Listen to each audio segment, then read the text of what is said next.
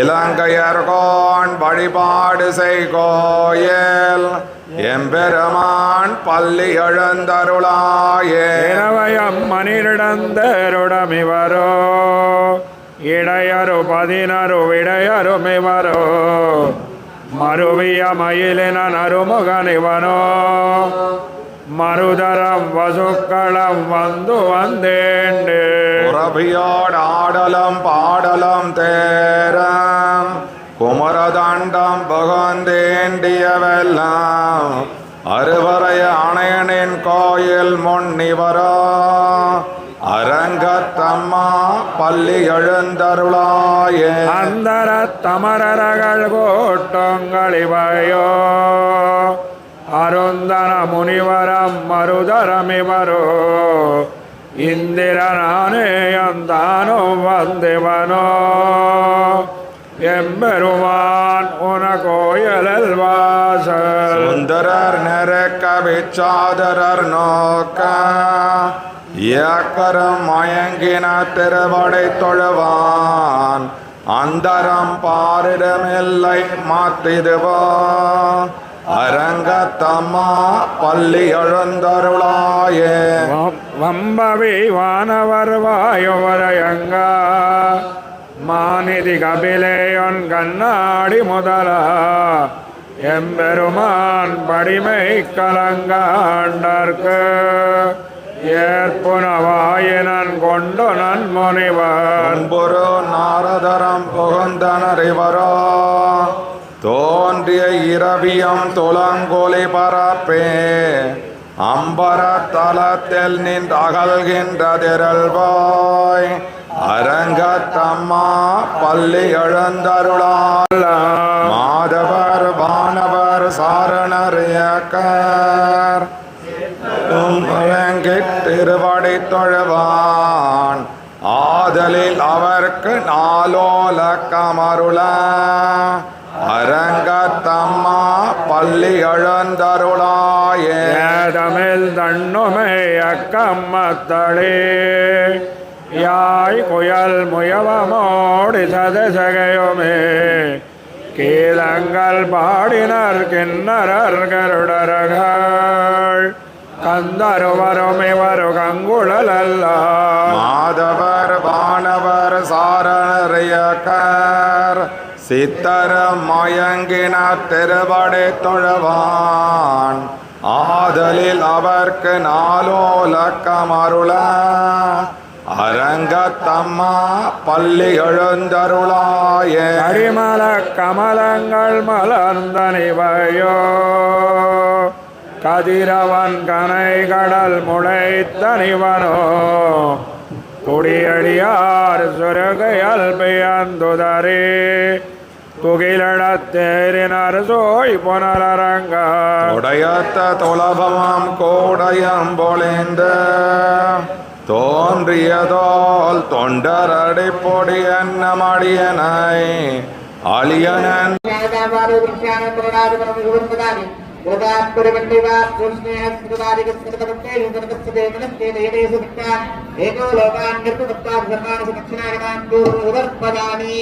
நீராஜனம்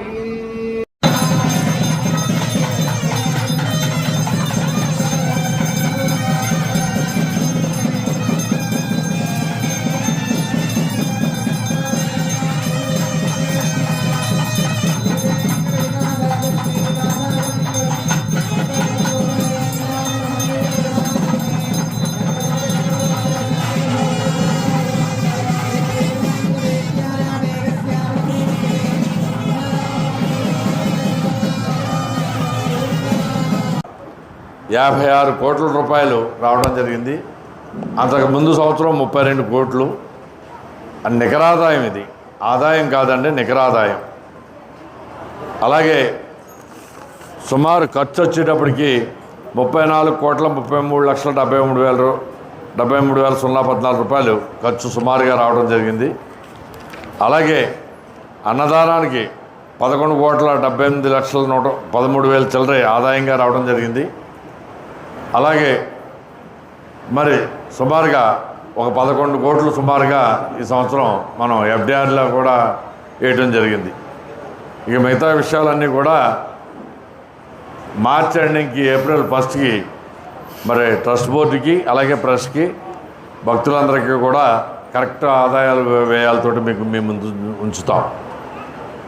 ఇప్పుడు ప్రతి వ్యవహారం కూడా పారదర్శకంగా భక్తులందరికీ కూడా జవాబుదారీతనంతో మనం అన్నీ కూడా చెప్తున్నాం మనం వచ్చిన కాడి నుంచి. అలాగే ఈ పరంపర నేను ఉన్నంత వరకు కూడా ఇలాగే కొనసాగుతుంది.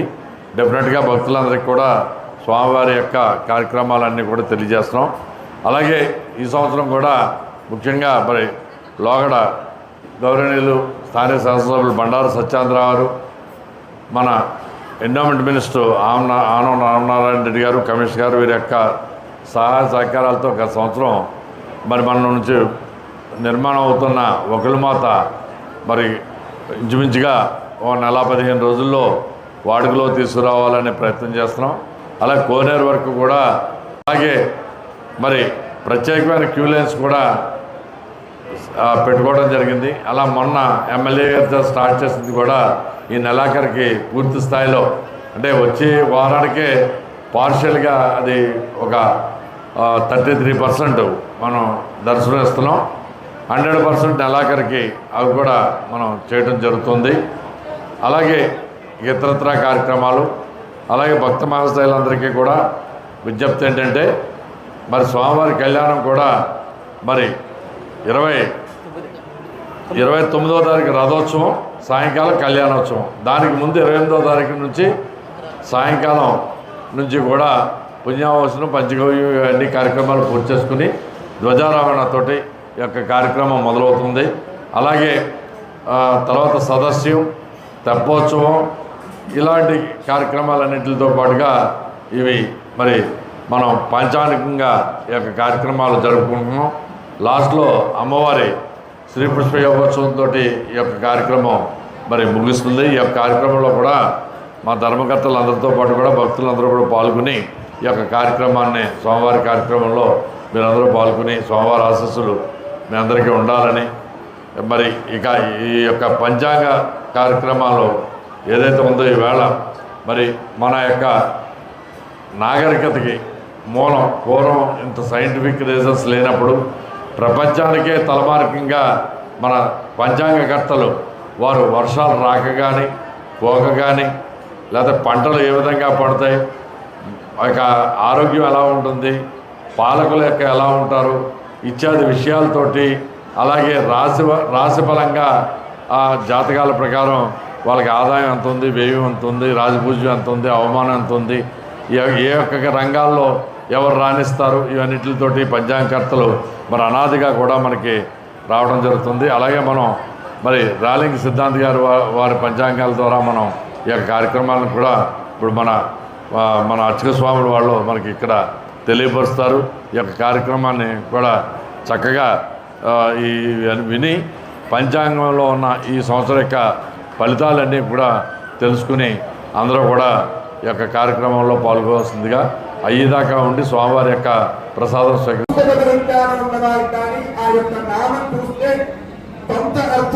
తెలిసిపోతుంది. కొంత అర్థం నిగూఢంగా వైదికంగా సంస్కృతంలో అన్వయం చేసి చూస్తే మరొక అర్థం ఉంటుంది. అందులో భాగంగానే పరాభవనామ సంవత్సరము దాని అర్థం 1 భయం, 2 అవమానం ఏదైనా పొందుతామేమో అనేటువంటి భయం, లేదా సకల కష్టములు కూడా కలుగుతాయేమో అనేటువంటి భయం. లక్ష్మీప్రదము, అష్టలక్ష్మీప్రదము కూడా అందులో ఉంటాయట తిథి చూసుకున్నట్టయితే. అలాగే వారము వారగా ఆయుష్యవర్ధనం, వారం అంటే కనుక మనకి సంపూర్ణమైనటువంటి ఆయుష్యం ఆరోగ్యం కూడా చక్కని వారంలో కూడా మనం ఈ కార్యక్రమం చేయాలి అనేటువంటి సత్సంకల్పం చేయాలంటే